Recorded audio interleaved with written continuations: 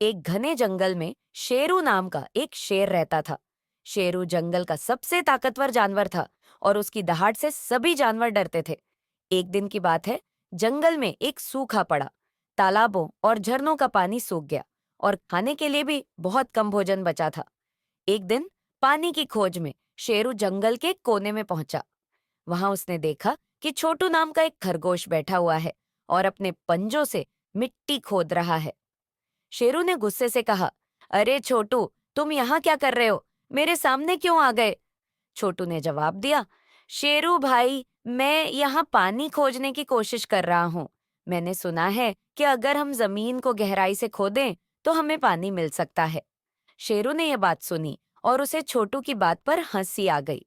उसने कहा, तुम जैसे छोटे छोटे जानवर क्या पानी खोजेंगे? यह काम सिर्फ ताकतवर जानवर ही कर सकते हैं। छोटू ने विनम्रता से कहा, शेरू भाई, हम सब अपनी ताकत के हिसाब से ही काम करते हैं। अगर हम सब मिलकर मेहनत करें तो शायद हमें पानी मिल भी सकता है। शेरू ने सोचा कि छोटू की बात में कुछ सच्चाई है और उसने छोटू की मदद करने का फैसला किया। वह छोटू के साथ मिलकर मिट्टी खोदने लगा। धीरे धीरे वहां पर हिरण, बंदर और अन्य जानवर भी आ गए और सभी मिलकर मेहनत करने लगे। सभी ने मिलकर इतने गहरे गड्ढे खोदे कि उसमें से पानी का एक छोटा सा झरना निकलने लगा। सभी जानवर खुशी से झूम उठे और पानी पीकर अपनी प्यास बुझाई।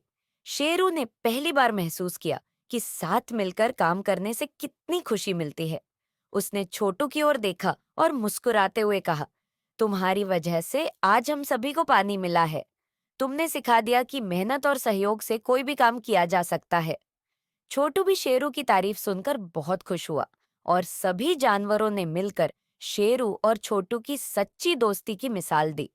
उस दिन के बाद से शेरू ने अभिमान छोड़ दिया और अपने साथियों के साथ मिलकर रहने और काम करने की कसम खाई। जंगल में अब उसकी भी कई दोस्त बन गए थे।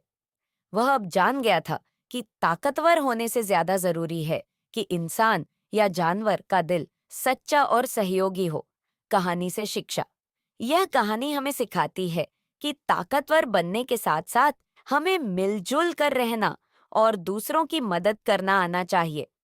जब सभी मिलकर काम करते हैं तो मुश्किलें आसान हो जाती हैं और साथ में खुशियां भी बढ़ जाती हैं।